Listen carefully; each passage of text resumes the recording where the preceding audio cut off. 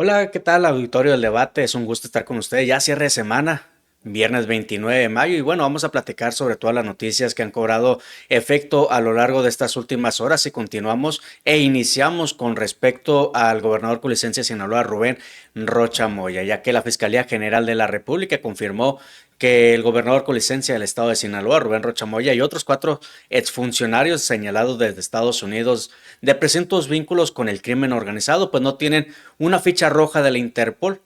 En un mensaje en redes sociales y plataforma, el vocero de la Fiscalía General de la República, Ulises Lara López, titular de la Fiscalía Especial de Investigación de Asuntos Relevantes, pues habló de avances sobre las indagatorias que realizan los casos Sinaloa y Chihuahua.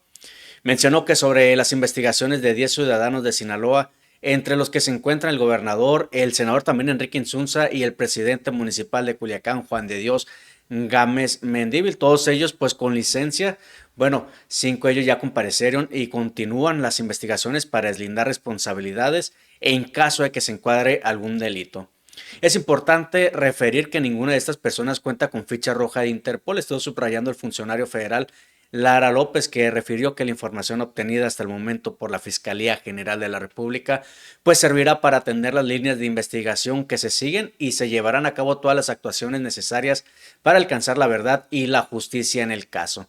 A finales de abril del 2026, el Departamento de Justicia de Estados Unidos pues presentó cargos formales contra 10 funcionarios y exfuncionarios de Sinaloa, acusándolos de presuntos nexos con el crimen organizado. Según las autoridades estadounidenses, los señalados habrían utilizado sus posiciones de poder para proteger las operaciones de una facción del cártel de Sinaloa, facilitando el flujo de narcóticos y filtrando información sensible de las fuerzas del orden. Derivado de estas acusaciones, el gobernador Rubén Rocha Moya, el senador también Enrique Insunza y el alcalde de Culiacán, Juan de Dios Gámez, pues solicitaron licencia a sus respectivos cargos. Esta medida, según declararon, tuvo como objetivo principal facilitar las investigaciones de la Fiscalía General de la República y enfrentar los señalamientos, los cuales han calificado públicamente de falsos y dolosos. Y continuando con la información, platicamos también acerca de, hay un posible acuerdo tanto con Estados Unidos e Irán y que incluye y podría cambiar también el panorama del Medio Oriente. Bueno, pues aquí se lo platicamos. Estados Unidos e Irán parecen acercarse a uno de los acuerdos diplomáticos más importantes de los últimos años en el Medio Oriente. Aunque el documento aún no ha sido validado oficialmente por el presidente Donald Trump ni anunciado por las autoridades iraníes, pues ambas partes han reconocido avances en las conversaciones que buscan consolidar una tregua y abrir el camino hacia una negociación más amplia. La expectativa de un entendimiento ya comenzó a impactar los mercados internacionales. Los precios del petróleo registraron descensos ante la posibilidad de una reducción de las tensiones en una de las regiones más estratégicas para el suministro energético mundial.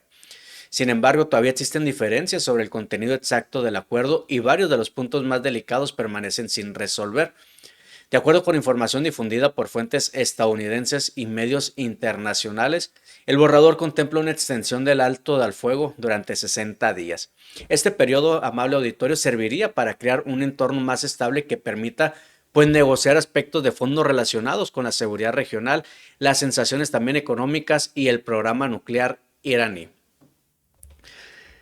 Estamos por entrar a junio y con ello también pues ya estamos cerca de lo que será el Mundial 2026 y en México hay pánico por Ebola de cara a este evento internacional, específicamente lo que será Guadalajara, ya que la selección del Congo estará jugando ahí.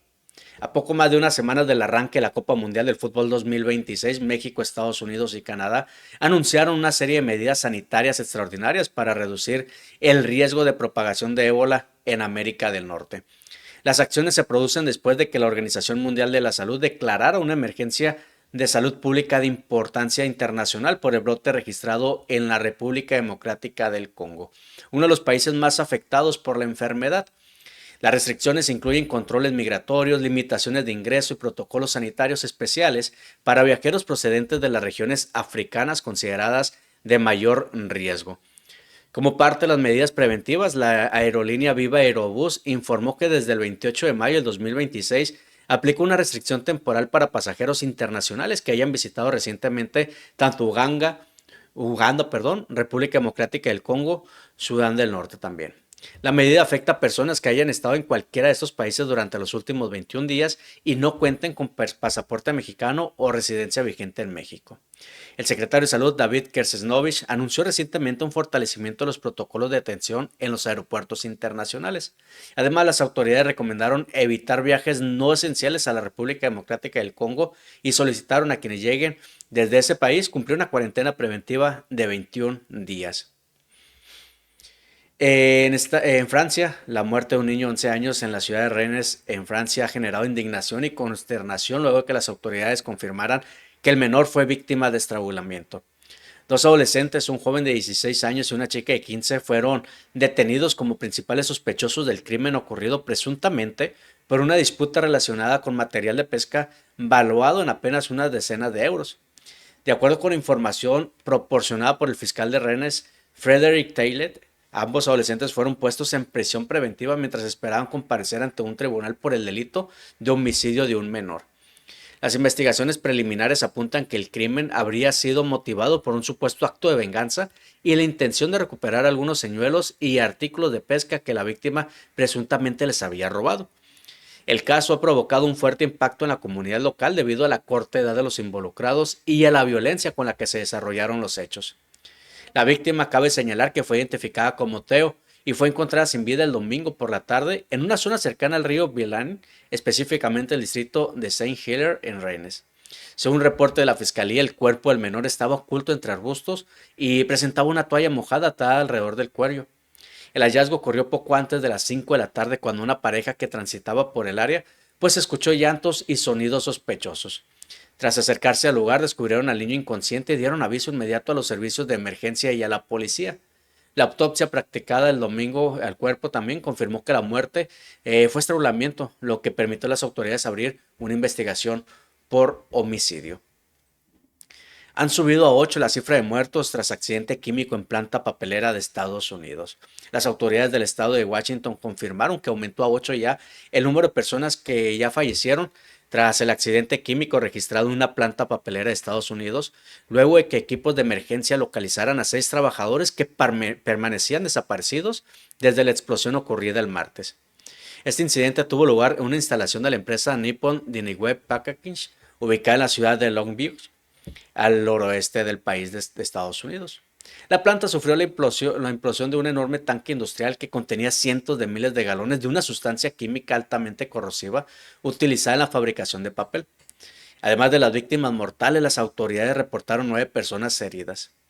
Durante las primeras horas posteriores al accidente, los servicios de emergencia habían confirmado 2 fallecimientos y mantenían la búsqueda de 9 personas cuyo paradero era desconocido. Sin embargo, el jefe del departamento de bomberos de la localidad de Longview, Brett Haney, informó que 6 de los trabajadores desaparecidos fueron encontrados sin vida dentro del área afectada. Y bueno, querido auditorio, pasando a otra noticia, se ha dado a conocer la muerte de la influencer y maquilladora brasileña Roseli Fernández de Oliveira Romero Vieira, quien ha generado conmoción en redes sociales. Y bueno, abrió una investigación en Brasil sobre los riesgos asociados al uso del polimetilmetacrilato, esto en procedimientos estéticos. La creadora de contenido perdió la vida el pasado jueves 26 de mayo, apenas un día después de someterse a un aumento de glúteos mediante la aplicación de esta sustancia. Diversos medios brasileños reportaron que la mujer de 48 años comenzó a presentar complicaciones severas horas después de la intervención estética. De acuerdo con las primeras indagatorias, Roseli habría ingresado y regresado inconsciente a la clínica donde fue atendida originalmente, lo que derivó una movilización médica y posteriormente en el inicio de investigaciones por parte de las autoridades.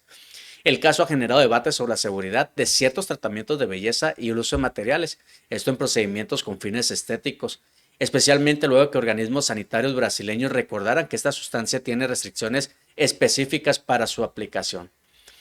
Roseli Fernández de Oliveira Romero era una creadora de contenido y maquilladora brasileña, con presencia activa en plataformas digitales donde compartía publicaciones relacionadas con belleza, maquillaje y procedimientos estéticos. Su fallecimiento rápidamente se viralizó en redes sociales y provocó reacciones entre seguidores y usuarios que expresaron sorpresa y preocupación.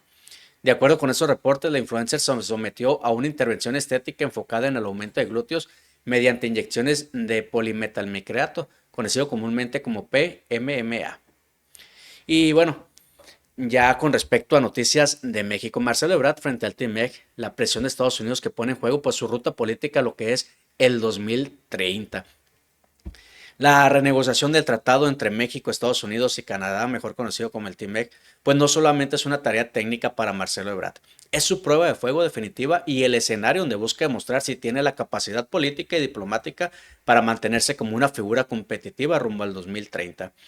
El secretario de Economía enfrentará durante 24 días 3 rondas de negociación con Estados Unidos rumbo a la revisión del TMEC, un proceso que podría redefinir no solamente la relación bilateral con Washington, sino también el equilibrio interno entre pragmatismo económico y nacionalismo político dentro de Morena.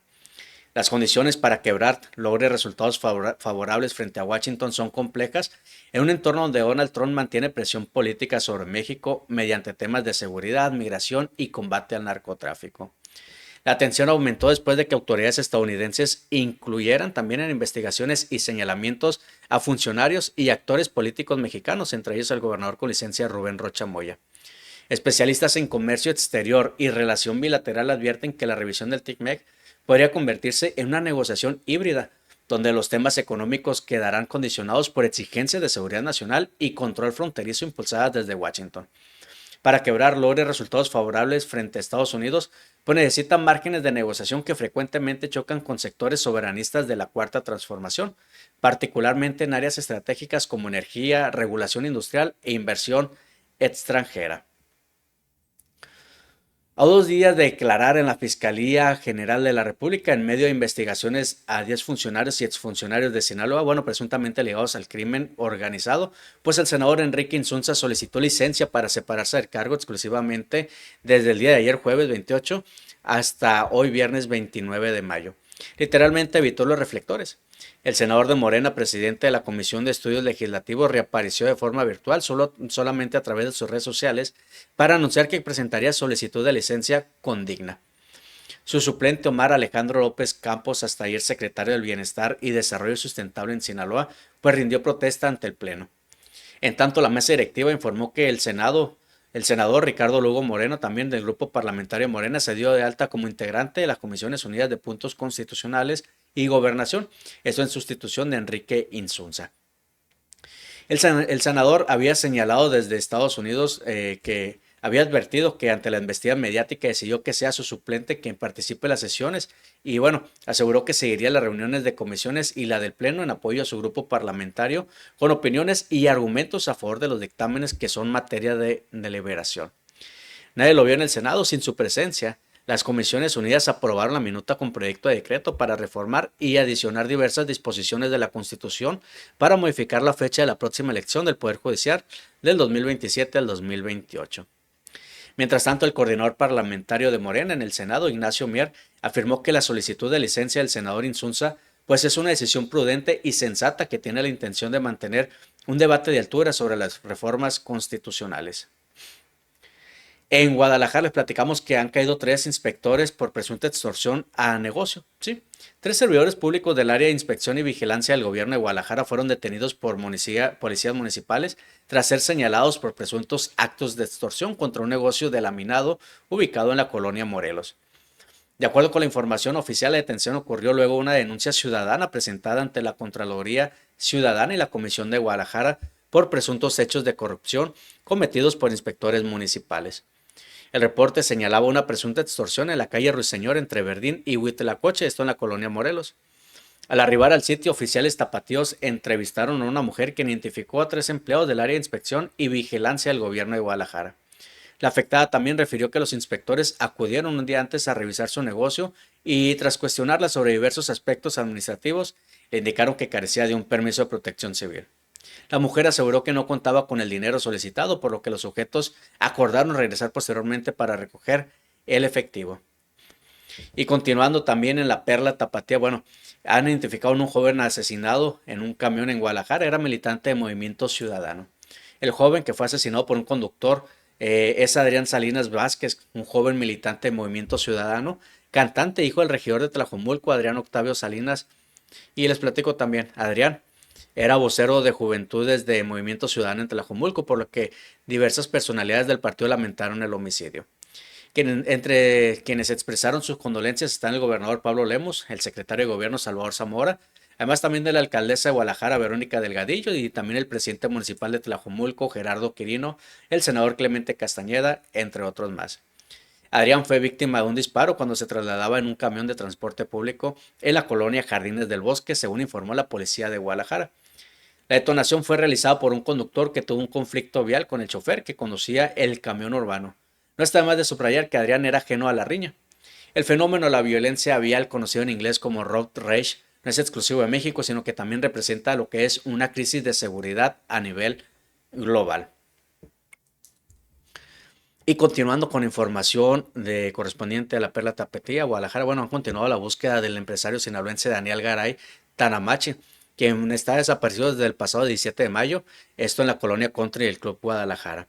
La titular de la Vicefiscalía en Personas Desaparecidas, Blanca Trujillo, informó los actos de investigación que han realizado en la conferencia de seguridad. Se están realizando de manera diaria y permanente operativos constantes tanto en el municipio de Guadalajara como en Zapopan. Se han recorrido y rastreado diferentes colonias con el objetivo de efectivamente verificar cámaras de videovigilancia y cualquier otro indicio que nos lleve a su paradero. Estuvo detallando la vicefiscal. Agregó que se han revisado más de 80 horas de video y otras evidencias más. Y bueno, en Chiapas, madres buscadoras desafían la violencia. Han encontrado fosas clandestinas y posibles campos de exterminio. En medio de una grave crisis de seguridad y desplazamiento forzado, madres buscadoras en Chiapas descubrieron múltiples fosas con restos humanos cubiertos de cal y un presunto campo de exterminio, exigiendo la intervención urgente de las autoridades. En un acto de valentía frente a la parálisis impuesta por la violencia en el sur de México, colectivos de madres buscadoras lograron romper el cerco del miedo que impera en el estado de Chiapas. Durante exhaustivas jornadas de rastreo en zonas de alta peligrosidad, las familias reportaron la localización de múltiples restos humanos depositados en sitios de inhumación ilegal, evidenciando la grave crisis de desapariciones que atraviesa la región. Las brigadas de búsqueda identificaron al menos 2 fosas clandestinas situadas en puntos estratégicos de la Sierra Chapaneca. Un hallazgo particularmente alarmante para los colectivos fue que los restos óseos y cuerpos localizados se encontraban cubiertos con cal, una práctica recurrente del crimen organizado para poder acelerar el proceso de descomposición de los tejidos, además de mitigar los olores y evitar que los sitios de depósito sean detectados por la población civil. La ubicación de estas fosas clandestinas no es una coincidencia, ya que se encuentra en áreas geográficas profundamente marcadas por conflictos territoriales activos y procesos de desplazamiento forzado. Estas regiones que en los últimos meses han visto a comunidades enteras abandonar sus hogares, pues se han convertido en terrenos de silencio donde los grupos delictivos operan con un alto grado de impunidad. De manera paralela, el colectivo Madres Buscadoras de Chiapas localizó un terreno utilizado para el ocultamiento de restos humanos al interior de un rancho de la comunidad de Pulquitich, perteneciente al municipio de Venustiano Carranza. El despliegue en el campo se extendió por casi un centenar de horas, equivalentes a 4 días de rastreo ininterrumpido, antes de que las actividades dieran parte a las autoridades ministeriales. Durante las excavaciones manuales en las inmediaciones del rancho, las buscadoras desenterraron un cráneo completo y múltiples fragmentos de hueso que mostraban signos visibles de haber sido expuestos al fuego. A escasos metros del primer punto de hallazgo, el colectivo localizó otra fosa que contenía diversos objetos de uso personal, presuntamente pertenecientes a las víctimas. Entre la tierra compactada se extrajeron aparatos celulares, prendas de vestir, calzado y una medalla perteneciente a un elemento de la Secretaría de la Defensa Nacional, además también indicios que sugieren un despojo sistemático previo a los entierros. Y pasamos a noticias de Sinaloa, porque bueno, un muerto, 4 detenidos, 2 de ellos heridos de bala, además de vehículos y armas aseguradas. Fue el saldo de un fuerte enfrentamiento entre civiles armados registrado en el sector Rivera Tamazula en Culiacán. Hasta el momento las autoridades no han dado a conocer la identidad de la persona fallecida ni de los lesionados y detenidos involucrados en los hechos. El enfrentamiento se registró poco antes de las 8 de la noche, generando una fuerte movilización de corporaciones de seguridad en lo que fue el jueves pasado. En los primeros reportes se indicó que elementos de la Guardia Nacional habían sido atacados a balazos. Sin embargo, minutos después se confirmó que se trató de un tiroteo entre civiles armados. Posteriormente, agentes federales acudieron al lugar para atender una denuncia por detonaciones de arma de fuego sobre la calle Sinaloa en el sector antes mencionado.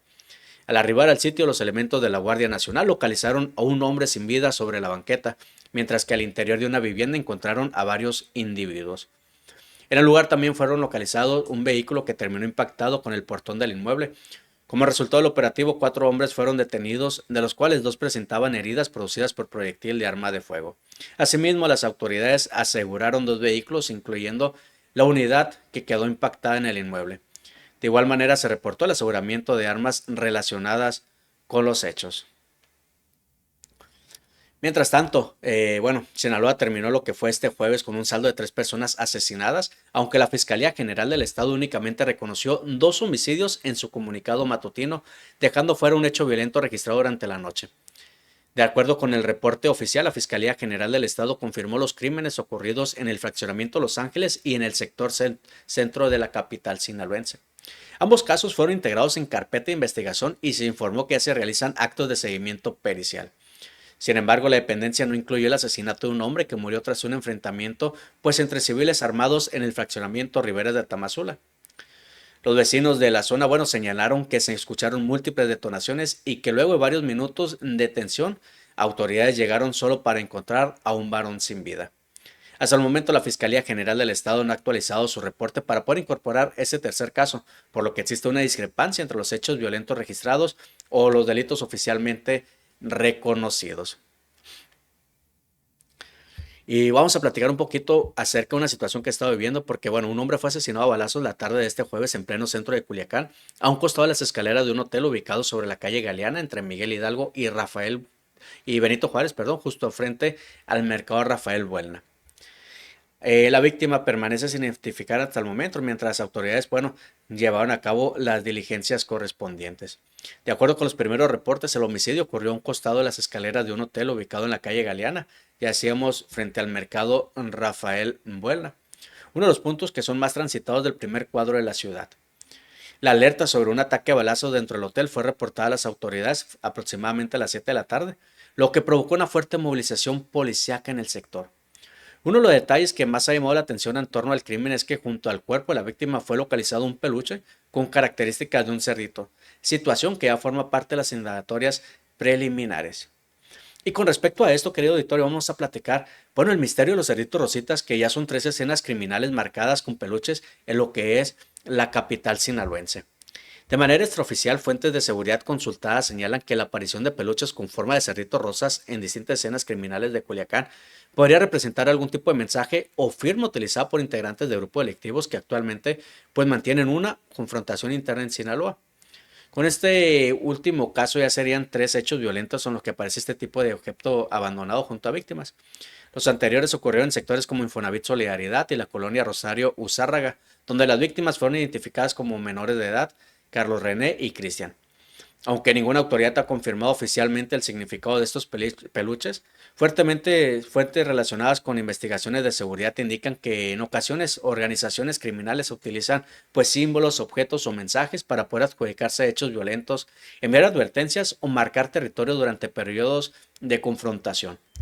La aparición de los cerditos rosas ocurre en medio de una ola de violencia que en los últimos días también ha dejado escenas de alto impacto en distintos puntos de Culiacán y otras zonas de Sinaloa, donde han sido localizados restos humanos dentro de hieleras, bolsas y maletas abandonadas en la vía pública. Y querido auditorio, esto es lo más importante e impactante que se ha dado a conocer en las últimas horas. Nosotros los invitamos a que siga en nuestras plataformas porque viene mayor información.